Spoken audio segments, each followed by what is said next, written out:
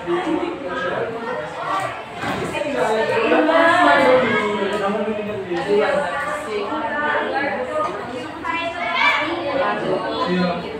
afternoon everyone, good afternoon once again. So I am the last presenter for this midterm topic. I am the last presenter of the second semester. So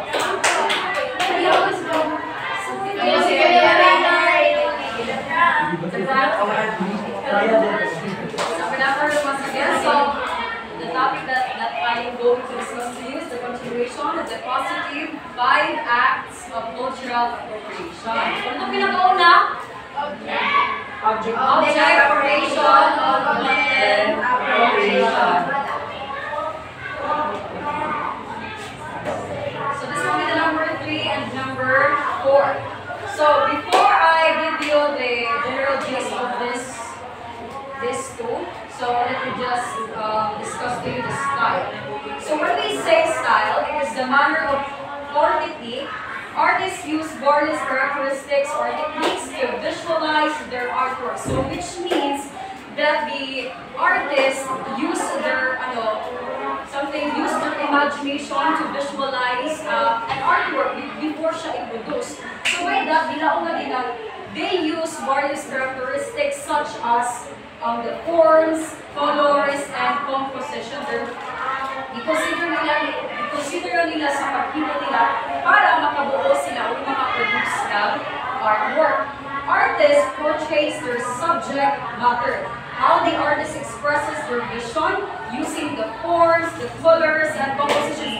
Di ba pag maghimo or before kita maghimo ng mga mga paintings, artworks, like, di ba, natin mga imagination na maghimo, ay, okay. So, pag human-ana, naway, i-visualize niyo. So, unang kibali appropriate na ako nagamiton, di ba sa paghimo sa, unang appropriate, damo ba na kung iyaong or gamay da. So, ang color, unang appropriate na color para pag-produce niyo sa iya, dayaw ang iyang outcome. Di ba?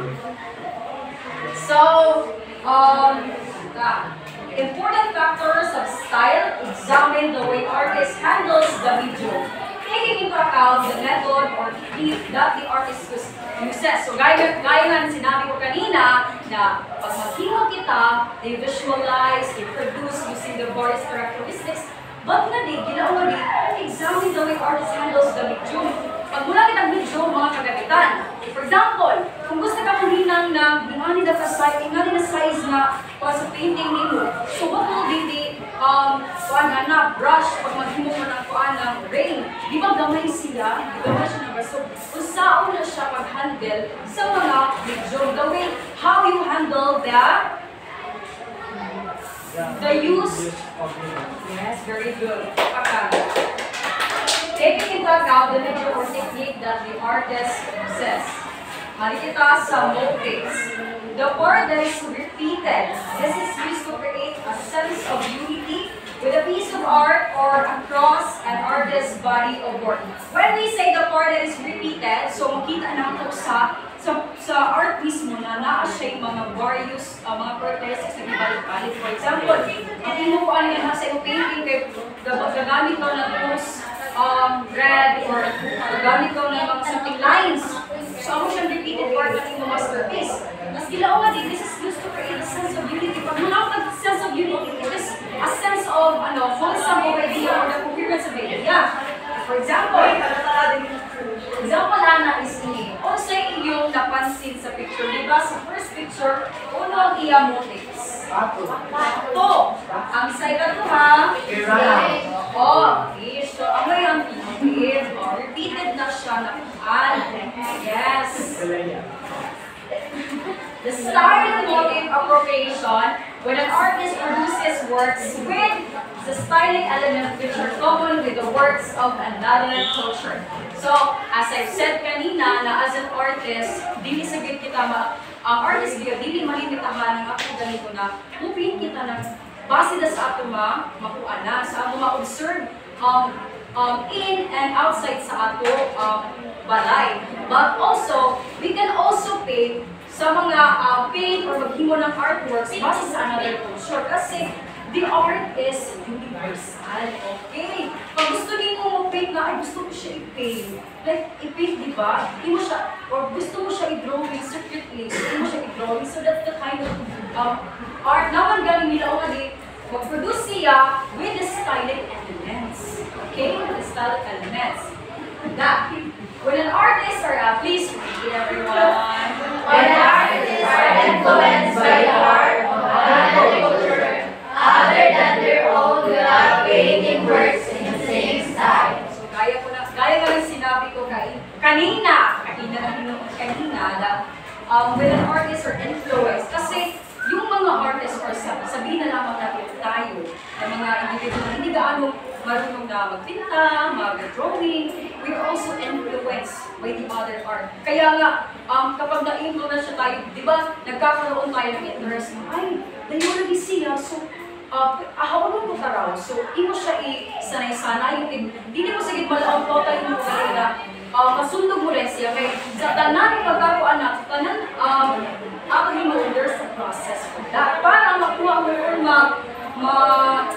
makuha mo, mahito ang another word influencing the other culture. Okay? Very good. The subject appropriation. Please read.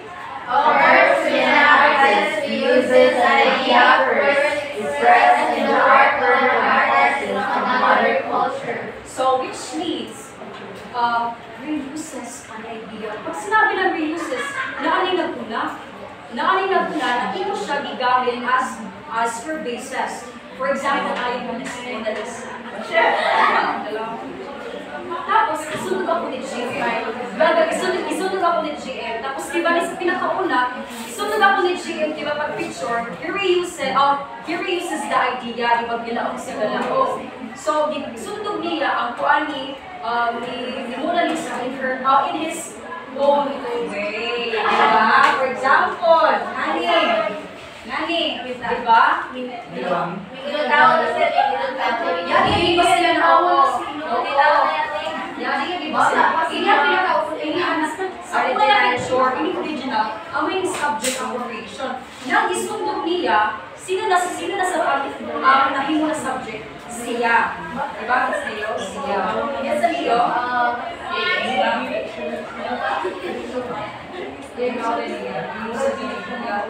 So what he said? Ha? Oo. Subject na kami Releases an idea. For example, sa una na picture, gamit siya ng nagyawang ilaong ni kapaskin, tapos wala ka yung picture na sabihin, magkuhan ka mo ng mga picture sa una. So, di ba, ito siya rin, maghanap mo ng mga kagamitan na para mas makita mo na mas makaul mo siya. Maghanap ko ng mga ikuhan nila sa iyong buhok para ang kuhan kibali comparison, makuha nila ang yung kibali something standard yung kibali ko. Borrowing, please read. Understanding of appropriation that the concept of a new word refers to the license whatever it borrows to create a new word. Kakay na ba ka muna? For example, ang iyong classmate, kung na siya gahimo, tas ikaw, waray imo ka idea kung saan mo siya. Di ba? Gaya lang yun na, kamusta na yung buwan? Kamusta na yung buwan? Di ba kapag ka nila, ay, di ba? Ano ba yan? So, pag imo na siya ka sa ino, ba imo na idea, what yung idea na, imo yung kuma sa iya. So, ang ginawa nga din, it is the act of borrowing something, pero, you have the intention na imo na sa pibalik. Kaya imo, ako na niya, ako na ini, ako na anak. So, imo siya po ano nalaman na, for example, uy, basi matabangan mo, kita na ito na yung bihid mo, kay lagi, oo, kami naman sa kanya siya. Kami pakita namin para may ako idea, para makaikuda na, para makapastay. So, ikaw sa dalawa mo, ano na ba niya? So, ikaw makakuha ka ng feel na, okay, may ako na idea. So, kaya na ako siya i-contextualize to create a new word. Okay? Tapos, lahi siya sa ownership. Kasi yung ownership, it is the quality of owning something, imo na siya. Oo. Hindi. Dahil, oo. So, according sa ini, it is the state or quality of owning something. When you buy it, when you buy a painting, you own it. Hindi, let me explain. For example, when you buy a painting, you own it. Pero it doesn't mean na ikaw na ganyan mo. Pero kay sa tanan mga painter na maghimo, yeah, it is okay nila na hindi so gihimo kay ni January, oo, signature like tapos dahil na sa parang sa ila na ma-overwhelm sila na palito ng ilang pinti kay murag ya value ang ilang ilang ay grabe gusto murag ya ko anak ako tibali talent na mag-painting, mag-drawing, ibalik ako siya sa ni palit. Ang ipalit diba, so ipalit na sa iya, he or she will be the new owner ka nila. Tapos siya, mahikon siya na collection, yung siya na bahay, so that's the ownership. When you paint something also, you own it, diba? And that's the, you have the complete and total control over an artwork once you get it in your hands or in your place. So that's the quality of ownership. Meron mo ba kayong mga katanungan? Yes!